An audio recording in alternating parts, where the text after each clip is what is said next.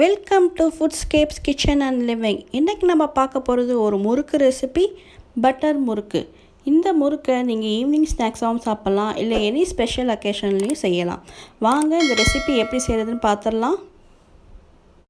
இப்போ இந்த முறுக்குக்கு செய்ய தேவையான பொருட்கள்: 1 கப் அரிசி மாவு, நீங்கள் இடியாப்ப மாவு இருந்தால் கூட யூஸ் பண்ணிக்கலாம், 2 டேபிள் ஸ்பூன் கடலை மாவு, 3 டேபிள் ஸ்பூன் பொட்டுக்கடலை மாவு, 2 tablespoon soft butter room டெம்பரேச்சரில் இருக்கணும், 1 டீஸ்பூன் சீரகம், 3/4 டீஸ்பூனுக்கும் கொஞ்சம் கம்மியாக பெருங்காயத்தூள், சால்ட் தேவையான அளவு, தண்ணியும் தேவையான அளவு தான். இப்போ இந்த மிக்சருக்கு ஒரு 3/4 கப் தண்ணி தேவைப்படும், கூட தேவைப்பட்டுச்சுன்னா எடுத்துக்கலாம்.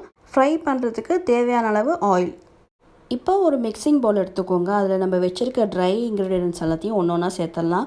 அரிசி மாவு, பொட்டுக்கடலை மாவு, கடலை மாவு, இது எல்லாத்தையும் ஒன்று ஒன்றா சேர்த்துட்டு,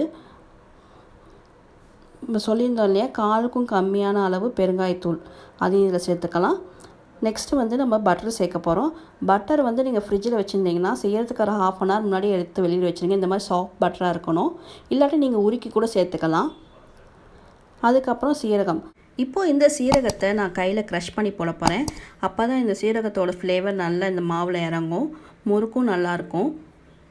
இப்போ நெக்ஸ்ட்டு நம்ம வச்சுருக்க சால்ட்டையும் ஆட் பண்ணிக்கலாம். இப்போ இந்த மிக்சர் எல்லாத்தையும் ஒன்று சேர நல்லா மிக்ஸ் பண்ணிடலாம். நீங்கள் மிக்ஸ் பண்ணதுக்கப்புறம் இந்த மிக்சரை டேஸ்ட் பண்ணி பாருங்கள். உங்களுக்கு சால்ட் போதும்னா விட்டுடுங்க, இல்லாட்டா பத்தலைன்னா அட்ஜஸ்ட் பண்ணிக்கோங்க. இப்போ நம்ம தண்ணி சேர்த்துக்கலாம். நான் இங்கே நார்மல் வாட்டர் தான் யூஸ் பண்ணியிருக்கேன். தண்ணியை கொஞ்சம் கொஞ்சமாக தெளித்து சேர்த்துக்கோங்க, அட் அ டைம் சேர்க்க வேண்டாம். சேர்த்துட்டு ஒரு ஸ்மூத் டோ வர அளவுக்கு நம்ம பிசைஞ்சு வச்சிடலாம்.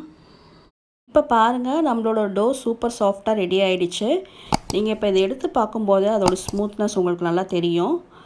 கையில் ஒட்டாத அளவுக்கு நல்ல ஒரு சாஃப்ட் டோவாக ரெடி ஆகிடுச்சு. இப்போ இந்த டோவை தான் நம்ம முறுக்காச்சியில் போட்டு நல்லா ப்ரெஸ் பண்ண போகிறோம். நான் இந்த பட்டர் முறுக்குக்கு ஒரு ஸ்டார் வச்சேன். இந்த மாதிரி சிங்கிள் ஸ்டார் வச்ச அச்சு தான் யூஸ் பண்ண போகிறேன். நீங்களும் இதே போல் யூஸ் பண்ணிக்கோங்க. இப்போ நான் முறுக்கு அச்சு நல்லா ஆயில் போட்டு க்ரீஸ் பண்ணிட்டேன். நம்ம ஃப்ரை பண்ணுறதுக்கான ஆயிலும் ரெடி ஆகிடுச்சு.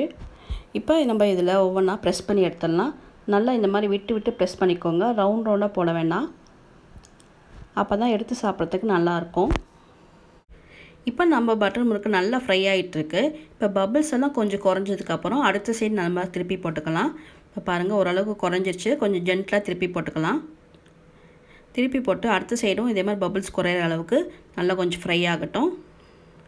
இப்போ பாருங்கள், பபிள்ஸ் ஓரளவுக்கு குறைஞ்சிருச்சு, கலரும் கொஞ்சம் சேஞ்ச் ஆகிடுச்சு. இப்போ நம்ம இதை எடுத்துடலாம்.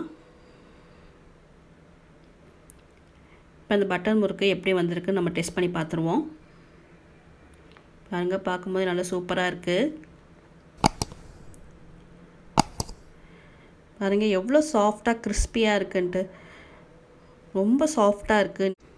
நீங்களும் இந்த ரெசிபி கண்டிப்பாக ட்ரை பண்ணி பாருங்கள். மறக்காமல் உங்களோட ஃபீட்பேக் எங்களோட ஷேர் பண்ணுங்கள்.